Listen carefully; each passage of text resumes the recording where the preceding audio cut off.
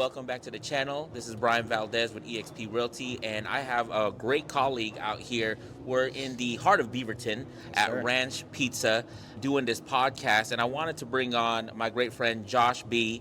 of DC Lending and talk to the audience about, what lending is from a first-time home buyer and what is lending, when people think about buying a home, where does lending come in and how does it, affect the buying process for somebody trying to get into real estate, buy a home, and move forward. So, Josh, introduce yourself and, what company you represent, and we'll go from there. And I have a whole bunch of questions to ask. Yeah. No, hey, Brian, I appreciate you having me on the channel, and obviously phenomenal at what you do, so I really appreciate it. It means a lot. But yeah, my name is Joshua Botsford. I work with a small family-owned company. It's called DC Lending. We're local here to the Portland metro area. I work with my brother-in-law, and man, it's a ton of fun. I'm very blessed to do what I do. I've been in the industry about 5 years. I found some success over the last few. Once you got that pipeline built up, and it's taken some time, but I think I've caught my stride, and yeah, I'm grateful to be here. Yeah. So I guess first question, Josh, what is lending from, when you think about, somebody that's new and trying to buy their first home, what is lending, and, where do you come into the workflow of buying a house for somebody? Yeah, absolutely. I mean, you think about it, right? The average American is not going to have $500K in cash. Right. We all wish, right? I'd Exactly. love that. The average American, they're going to need a loan for the property. Right. That's where we come in.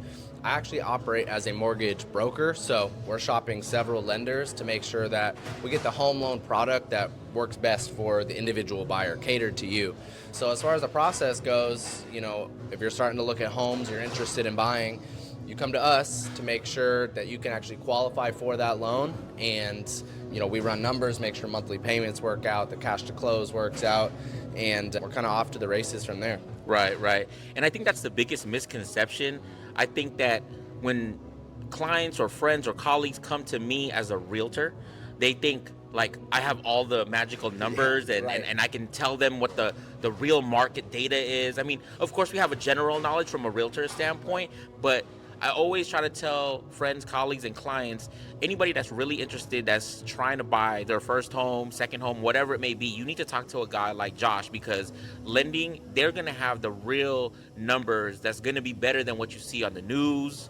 That's what you see from, general marketing anywhere. So don't trust Zillow. Don't trust Zillow. Yeah, so it's always great to connect with people, not just your realtor, but your realtor probably has preferred lenders already. So it's great to contact people like me as a realtor to give you the general idea about what the market is like. But once you're ready to make that, official jump, you would need to contact somebody like Josh to give you those real hard numbers into what, lending would look like for you in your scenario. So I guess one of the first questions, what actually drives mortgage rates on a weekly basis, and what signals should buyers be watching right now instead of the headlines on the news? Yeah, that's a great question. I think first and foremost, don't try to time the market. It's impossible. Right. I mean, you can try all you want, and rates can go up, or maybe rates go down and you miss your opportunity. So that's my first advice. You got to find the monthly payment that feels comfortable to you. That's the biggest thing. But as far as mortgage rates, I mean, it really changes. It ebbs and flows every day. I think that's a misconception. People think that when a rate is quoted, it's like, oh, that's the rate I get forever. And the reality is that rates are ebbing and flowing each and every day as the markets change. A lot of it is just dependent on various economic data. So whether that be a jobs report, unemployment, funny enough, the president can say something, and mortgage markets will react significantly. Same with the Fed chair, the Federal Reserve. It's very reactionary. So as economic data comes in each week, various reports, mortgage rates react to that. As far as outlook for the year, it's really hard to say. I'd be a millionaire if I could tell you. If you could tell the future right now. Now what rates are going to do, and I wish I could. Ideally, we all hope that it's going to come down over the last year. We've been really trying to see more rate cuts. But the reality is inflation's still high. And the goal of the initial, rate bumps, raising the rates, was to combat inflation. So it's kind of like a weird tension in the market right now where, yes, affordability is difficult, and we're trying to get to a point where it's more affordable, but at the same time, inflation's still pretty high.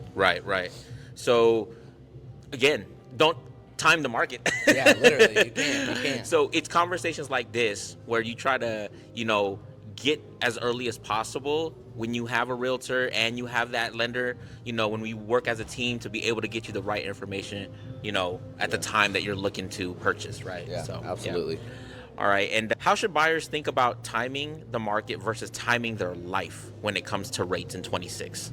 Yeah, I mean, I think timing, as far as like life changes, Yeah. I think that should take priority over rates. Right. I mean, we would all love to be able to go buy, the 5-bedroom, 4-bathroom, white picket fence, big yard. The reality is that's going to be difficult to do. So, I mean, Right. I think it's a lot more about timing. Like, yeah, your own life changes. Are you having a kid? Are you getting married? Right. What's that first home look like? Is it a condo? Is it a townhome? And maybe just seeing what those options are. And that's why a great team like ourselves Right. can help you assess what that might look like. We can assess your buying power. And if that is just a townhouse at this point, then great. I say buy it. Yeah. You Yeah. get your feet, you get your feet wet, you get into the market, and then Right. yeah, maybe 5-6 years from now, you're buying that next house up. Right. As your family grows or whatever it is. Right. But yeah, timing the market as far as rates, it's impossible. Right. I mean, there was I would say a couple months there over the winter, this, last fall, winter, Sure. that we can look back and be like, oh, that was a great time to time the market. Right. There's a lot of inventory and rates kind of dipped. Right. But hindsight's 2020, right? Right. And now here we are, there's a little bit more competition and it was gone like that. So yeah, it's impossible to time the market. Right. Okay. And do you expect more rate volatility this year? And how should borrowers protect themselves during escrow? Man, that's a great question. And in no way do I want to make this political at all. Yeah. But I would say with the current administration, I mean, Sure. there is just a lot of volatility. Right. The reality Right. is, the president, like I mentioned earlier, he can Yeah. say something and rates react. Like I know he mentioned going and buying up a bunch of bonds Sure. 2 weeks ago, and rates flew down. Right. And right. then immediately the next week they went back up because Right. is this going to happen? Is it not? So volatility is very possible. I think the likelihood is that rates trend down. Sure. But I would not count on it. I wouldn't count on low 5s or mid 4s anytime soon. And I say that especially to the people considering a refinance. Right. I don't think you're going to see mid 4s for a while. Right. So you might as well capitalize on where rates are at now. Right now. And get that lower monthly payment. Right.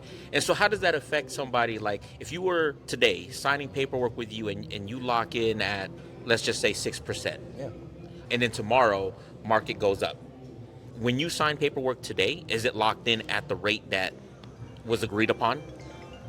Yeah, essentially when we go under contract with a home, me as the lender and you as the borrower will have a conversation about locking that interest rate in. Right. It's ultimately a game of weighing, risk versus reward. If we want to wait it out through that escrow process, the 30 days before closing, we can. Right. That being said, my philosophy is always lock them as you get them. Right. I think that is the best philosophy because you're taking away that risk. Right. Of and it. Sure, with that volatility. Yeah, exactly. And no, you don't want to lock on a day where rates, bumped up. Right. Like I said, if, ebbs and flows. We don't want to lock on like a high day. But that being said, I think it's worth, locking once we're under contract. And some lenders will have float down options. Some lenders, like myself, we're brokers. If there's enough time, we can switch lenders to capitalize on if rates go down. Right. That being said, I wouldn't necessarily count on it, but there are always options like that. Got it. And what's the biggest mistake that you see that first-time home buyers make before even talking to a lender? Yeah, several. I think number one is, going out and looking at homes. Sure. And without talking to a lender first. Without talking to a lender first. Sure. I think that just puts you in a bad position for a couple reasons. Number one, you might not even qualify for that home. Right. And then you come to us and we're like, hey, you don't qualify, then you're devastated. Right. Number two, I think having like an you don't really know what that payment is going to be until you talk to a lender. Sure. So maybe you go look at this house, you do qualify, it's beautiful. Payment's $5,000. You don't want to pay that, right? Right. So I think that's a big one. I would say, buying the car before the home. That's the thing. A lot of lenders and realtors, advise against. Right. That car loan is going to affect your ability to qualify for the home. Right. Home loan's not going to affect your ability to qualify for the car. So I would say buy the home first, then look at buying a car. Then look at buying a car. Got it. Okay. How early should someone get pre-approved? And what does a strong pre-approval really look like for sellers? Yeah, I would say earlier the better. Sure. I mean, I have buyers that, they tell me we're a year out. Let's still at least go through the process. We can do a soft pull on your credit, so it's not going to put an inquiry. It doesn't affect your score. But that gives us an idea of like, okay, you qualify as of today for $500,000, let's say. Then you have an idea like, all right, as you look at Zillow or maybe your realtor sends you homes, at least now you know what you qualify for. And that gives you options moving forward. As far as a strong pre-approval, I mean, it really depends on the lender. I would say, working with a reputable lender is a big deal. Working with someone that's local is a big deal. I see that, sellers see familiar lenders. And that gives them, gives you a leg up. I would say, having a down payment is going to help, right? There are down payment assistance options, but I think sellers prefer to see a little bit higher down payment. And that shouldn't advise you against buying if you have a low one, but I think that gives you a little bit more of an advantage. Great. What credit score myths do you hear most often that can actually hold buyers back unnecessarily? Yeah, I think it's that you need above 700 to buy. I think I get a lot of that from my clients. Like, hey, Brian, do I got to have like a perfect 900 score to even buy a house? And I think that's one of the biggest misconceptions, at least from a realtor standpoint, when you talk to clients, is you don't need this magical, 700 plus score, right?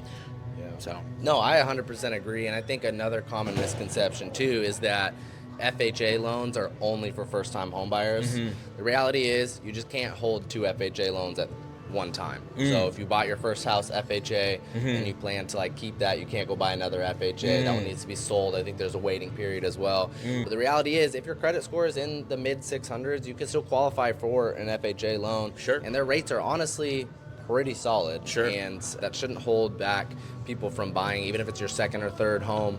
That shouldn't hold you back because your credit is in the mid 600s. FHA loans are great for everybody, not just first time home buyers. Wow, wonderful. And then what loan programs are underused right now that buyers should absolutely know about? I mean, off the top of the head, off your head. I know there's always a whole bunch of stuff you guys are working on. That's a tough one. I would say every lender is going to be running different promotions, different options at different times.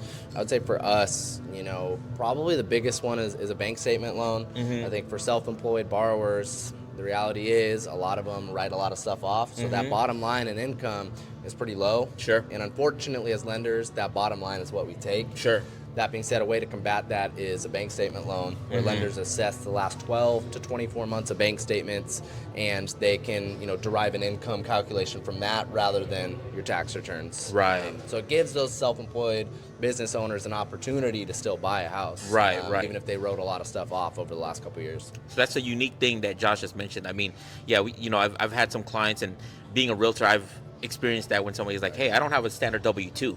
What are the options we have in terms of still trying to get a loan, right? So again, it's trying to get to talking to lenders that know this world of getting you the money that you need to buy your house. So absolutely, great information there. How do temporary rate buydowns work, and when do they make sense versus waiting for a refi? Yeah, this one's a little bit tricky to explain, but essentially the real estate agent can negotiate what are called seller credits. So rather than a price reduction, say we have a $500,000 home, rather than asking for $490,000, you can negotiate $10,000 in seller credits, which can be used for closing costs or rate buydowns. So with a temporary rate buydown, let's use a 2-1 buydown, for example. Year number 1 of the loan, your rate is going to be 2% lower. Year number 2 is going to be 1% lower. Year 3 through the rest of the loan is going to be whatever that rate was. So this is not an adjustable rate mortgage. It's actually fixed. But let's say rates are at 6%, the example we used earlier. Year 1, you're going to be at 4%. Year 2, 5%. And then years 3 through the rest of the loan, 6%. I think this is a great option because it essentially allows you to ease into the loan. Reality is, people are getting raises every year. You might work at a job that has regular raises. Or you get a promotion to, a better job, a higher paying job. That temporary rate buydown allows you to get in at a lower payment, but kind of ease into it over the first few years. I think this is a great option, even if you plan to refinance, because whatever is left over of what the seller paid in seller credits, if you refinance within those first 2 years, it just gets applied to the principal of the loan. Gotcha. So I recommend it for everybody. And then you have that option because if the market does turn over where the rates are even better, right, for you at year 3, whatever it may be, then you have that option to refi at that lower rate and continue with whatever rate at the market holds at that point. Yeah. Right? So in an ideal world, you're never going to pay that 6%. Sure. None of us can guarantee it, but Right. in an ideal world, you don't pay that 6% ever, and we Right. refi it, back to 5.5 or 5 or Right. whatever it is, Got down the it. road. Got it. Okay. And what should buyers understand about down payment assistance programs so they don't get surprised later? Yeah, I think the biggest thing to understand is that it's not always free. It's not free money at the end of the day. Just because you hear the word assistance doesn't necessarily mean it's free. Exactly. It really is. It's assistance. Sure. It's not a handout. Right. There are some programs that do grants, which I think is awesome and great opportunity. That being said, your standard down payment assistance, you're either paying it back monthly, so your monthly payment's higher, or you're paying a higher interest rate, which again, your monthly payment's higher. So the biggest thing to understand is it's not free money. Right. It is a way to, get into the market without having to bring 3-5% of your own money, but it's not free. So I have a lot of buyers that have 5% down, and they're like, what down payment assistance programs do you offer? And I'm like, well, you have the money, so I highly recommend you use it, because then you're walking in with equity. You have 5% equity versus zero. Right. Wow. Yeah. How do you help buyers determine a comfortable monthly payment instead of just a maximum approval amount? Yeah, I mean, I think that is often something I kind of put, I put the ball back in the court of the buyer. Sure. Because at the end of the day, I never want to project, because it's not my money. Right. I say that a lot. People are like, oh, sorry, I didn't get the application in. I'm like, I don't care. Like, it's not my loan. It's not my money. So, it doesn't hurt you at all. No, not exactly. So, I mean, I would say it comes down to, what you're comfortable with. I recommend to every buyer, build a budget, work with a financial advisor if you can. I think that is a highly underutilized tool, working with a financial advisor to determine, what are we comfortable putting forward monthly. Because oftentimes, you might be pre-approved for $5,000 a month, but we don't want to pay that. Maybe $2,500 or $3,000, $3,500 is more realistic. But that's kind of the other the other side of the coin. Be realistic. In the market, with 6% rates, getting a $1,200 payment ain't happening unless you have most of unless you're not really taking a loan out. Exactly. I was like, you have a bigger down payment that will cover most of that principal cost. Yeah. Okay, and what role does debt to income ratio really play? We hear that a lot, and how can buyers improve it quickly if needed? So that DTI, I think that's a common acronym that we hear in the real estate world. Yeah, DTI, debt to income ratio. Funny enough, I think that this is probably the bigger issue than credit or down payment. Yes, you need to meet certain thresholds for credit. You need to meet certain thresholds for down payment. But debt to income ratio is probably the biggest thing that determines how much you qualify for. Essentially weighing, your proposed monthly payment and all your other monthly debts, car loans, student loans, whatever it is, credit cards, weighing that versus your pre-tax income. So I would say the biggest way to combat that is, either paying off the debt, but it's the monthly debt. It's not the total debt. So I have a lot of people that have, a bunch of, student loans, but the payments are really low. That doesn't really affect your qualification. It's the $800 car payment that affects it. And that's, kind of going back to what we were saying earlier, buy the house before the car. Because that $800 car payment is going to severely affect your qualification. Gotcha. Important stuff there, guys. Yeah. Pay your bills absolutely early and more than you can if you can at the time that you're trying to pay your bills. Real world scenarios. What's the most common reason loans fall apart late in the process, and how can buyers avoid it? I think, again, car loans. Car loans ruin everything. Big one, huh? I feel like that's the number one debt killer. In terms of I couldn't agree more. If you're under contract with the home, don't pull out any new debt. Don't get a new credit card. Don't go get a car loan. Avoid that at all costs. If you get a new car loan during the home buying process, that can immediately kill the deal, and now you don't qualify. Get a car after you close. Second off, make sure that your funds, are in a bank. I see a lot of people that, are want to use cash, and unfortunately cash under the mattress or in a piggy bank, we can't really use that. Really? So you do see that? We see that here and there. Like hard oftentimes, cash? I would say oftentimes that's lenders, though, that don't go verify those assets at Sure. the pre-approval. Sure. But yeah, I would say that's another one that can kill a deal. Wow. Yeah. How does self-employment or commission income change the mortgage approval process? So you touched on this a little bit, but on a larger scale, if you're self-employed or commission-based income, what does that look like for somebody? The biggest thing is that you have to be self-employed for 2 years. 2 years, okay. And for truly self-employed 1099 people, it's 2 years of tax returns. So, like, we're in 2025, right? Or 2026. My gosh. We're in 2026, yes, right? Sir. So, as tax season comes up, we're going to need those 2025 tax returns and the 2026 tax returns. Right. And we average it over the last 2 years. Gotcha. Which I know hurts to hear if you're a business owner that just took off. Right. Because you might have a lot of cash or a lot of cash flow, but your 2025 was really bad, or your 2024 was really bad, as you were getting off the ground. So we have to average it over 2 years, unfortunately. Sure. Caveat there, if you've been in business for 5+ years, we only need 1 year. So if you're a long-standing business owner and you just had a good year, now's a great time to apply for a mortgage. Wow. Yeah. Beautiful. What should buyers absolutely not do financially once they're under contract? And then you touched on it. Still agree. Car, credit. Don't get a new car. Again, please don't get a new car. Yeah, I think any new lines of credit in general. Sure.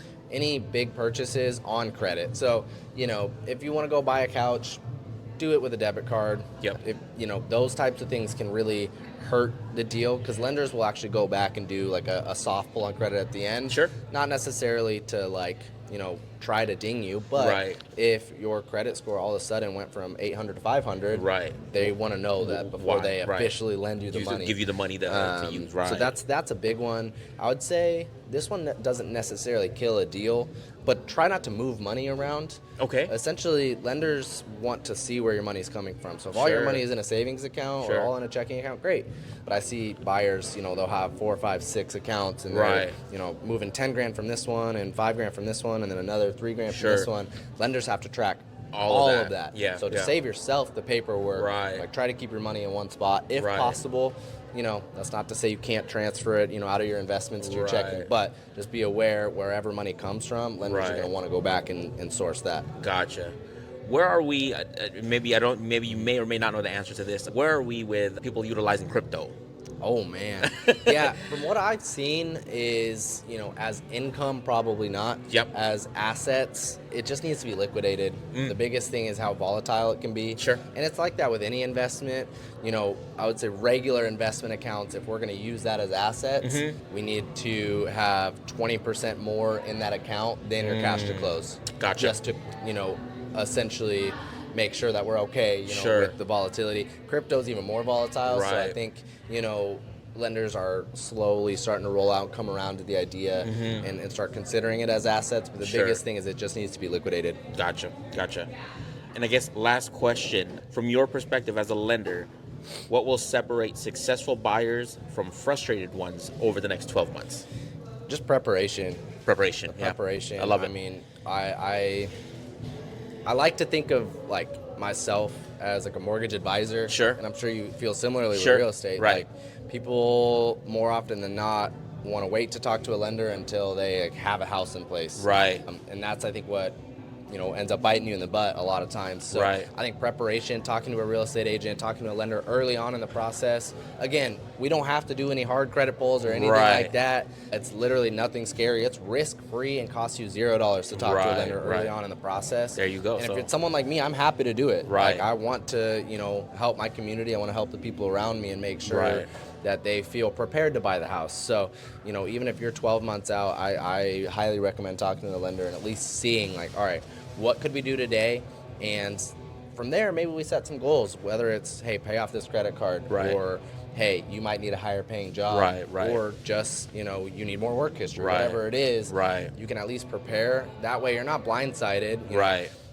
I guess last thing I'll say, a lot of people are like, I'm having a kid in a year, and they, wait until they're about to have that baby, and they're like, oh, we need a house now. They don't qualify. I'm like, well, we would have talked about this 12 months ago, 9 months ago, Sure. we might have had a plan in place. Right. And, you know, you're not caught in this place where you don't have anywhere to go. Right, right. I think Josh said it beautifully in terms of having the preparation and being ready to go and not waiting till you're trying to get something going and being in a time crunch to try to get something going.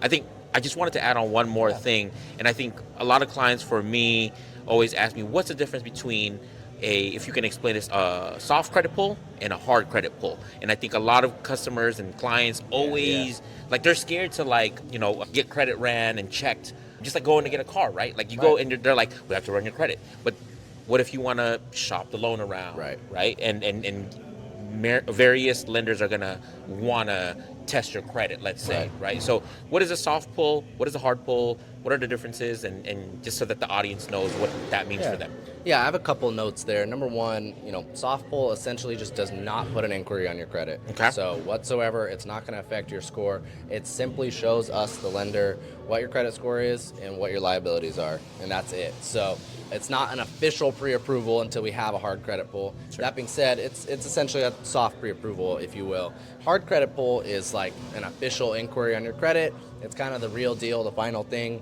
and it will tend to have a small effect in your score. I wouldn't call it significant. I think, you know, with inquiries, people think that it's going to tank their score.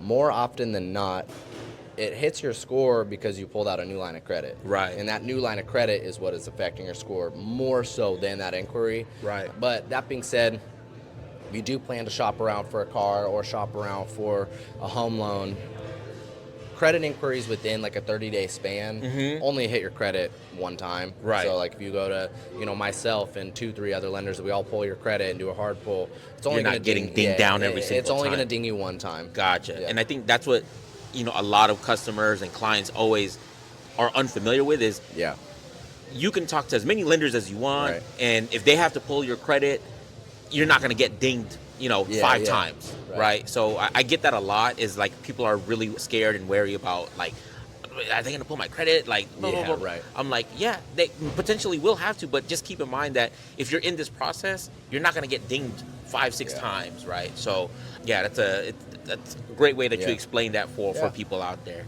Well, guys, I think you heard it here first from Josh and myself. Again, I'm Brian Valdez with eXp Realty. If you guys are interested in buying, selling, or investing in a home here in the Portland Metro, reach out to me, 503-503-0446. And then Josh, name and business and how they can reach you as well. Yeah, absolutely. First off, can't recommend Brian enough. Definitely use him for all your real estate needs. But yeah, Joshua Botsford, I work with DC Lending, small family-owned business, local to the Portland Metro. And yeah, you can reach me at 503-407-2490. There you go. You heard it first here from Beaverton. Catch you on the next one.